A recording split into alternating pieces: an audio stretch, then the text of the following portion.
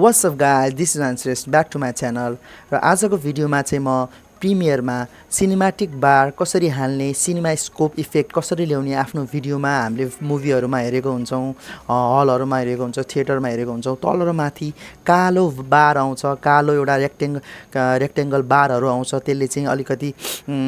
भिडियोलाई अलिकति rectangular shape दिन्छ त्यसलाई सिनेमा स्कोप भन्छ र युजुअली हामीले चाहिँ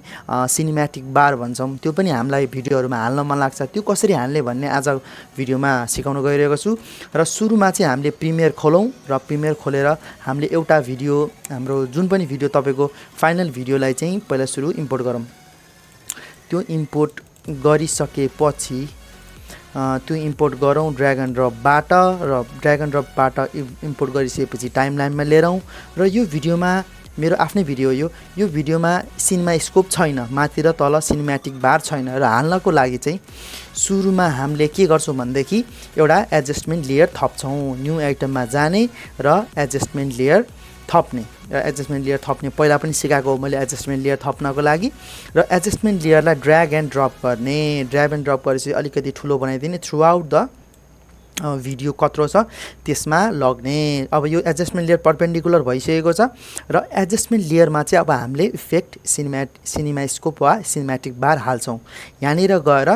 यहाँ हाम्रो इफेक्टमा गएर CROP क्रप थिचिसकेपछि ट्रान्सफर्ममा क्रप भनेर आउँछ र यो क्रपको इफेक्टलाई चाहिँ ड्र्याग गरेर यो हाम्रो एडजस्टमेन्ट लेयरमा पेस्ट गर्दिने र पेस्ट गरिसकेपछि यहाँ हाम्रो इफेक्ट कन्ट्रोल भन्ने हुन्छ इफेक्ट कन्ट्रोल नआउन सक्छ तपाईहरुकोमा नआयो भने यहाँ राइट साइड एरो हुन्छ त्यहाँ थिचिसकेपछि यसमा गएर बस्न सक्छ तपाईले ला कहाँ हो यो आएन भन्न सक्नुहुन्छ तर यहाँ थिचिसकेपछि इफेक्ट कन्ट्रोलमा जानु इफेक्ट कन्ट्रोलमा पनि तपाईले यो सेट यहाँ थिचेर बसेको छ भने त्यो देखाउँदैन यहाँ जाने इफेक्ट कन्ट्रोलमा जाने र इफेक्ट कन्ट्रोलमा गइसकेपछि एडजस्टमेन्ट लेयरमा क्लिक गरिसकेपछि बल्ल यो आउँछ र यो आइसकेपछि मैले के गर्नुपर्छ भन्दाखेरि यो टप र बटममा हाम्रो सिनेम्याटिक बार चाहेको लेफ्ट र राइटमा त चाहेको छैन टपमा हामीले अब हामीलाई कति चाहेको छ म युजुअली 12 हाल्छु 12 गरिसकेपछि तल 12 माथि 12 आयो र बटममा 12 अब तपाई हैन मलाई अलि यो धेरै हुन्छ भन्देखि यो हामीले 10 पनि हाल्न सक्छौं 10 हाल्यो भने अझै अलिकति थोरै आउँछ हैन अकॉर्डिङ टु योर विश तपाईले हाल्न सक्नुहुन्छ र यो थ्रु आउट द भिडियो अब सिनेम्याटिक बा अब यो त ट्युटोरियलको भिडियो अलि सुहाएन लाइक तपाईको व्लगिङ त्यसपछि गएर शर्ट्सहरु एकदम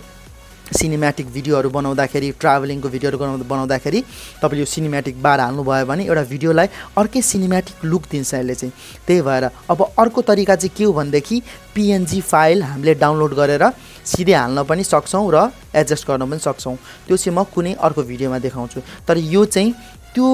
वेबाट गर्दाखेरि चाहिँ हल्का यो सिनेम्याटिक बार फुङ्ग आउन सक्छ अलिकति नमिलेको जस्तो आउन सक्छ यो एजहरु शार्प नआउन सक्छ अलिकति नमिठो देखिन सक्छ तर यसरी हामीले एडजस्टमेन्ट लेयरलाई गरेर यो प्रिमियरले नै दिएको क्रप इफेक्टलाई युज गर्यो भने चाहिँ एकदम शार्प एज आउँछ एकदम भने जसरी ट्याक्क मिलाउन सकिन्छ जस्तै हामीले अब यसलाई हामीलाई अलि धेरै भयो भने त 8 पनि हाल्न सकियो भनेको जस्तो मिलाउन सकिन्छ भनेर चाहिँ हामीले यही युज गर्न गरेको छौं र आजको भिडियोलाई यति नै यो भिडियोलाई धेरै नलम्ब्यौं एकदम सर्ट एन्ड स्वीट भिडियो थियो यो यदि यो तपाईहरुलाई यो एकदम युजफुल लाग्यो भने लाइक गर्दिनु होला यस्तै भिडियोहरु हेर्नको लागि सब्स्क्राइब गर्दिनु होला र बेल आइकन थिच्न नबिर्सनु होला this is Anand Shrestha stay tune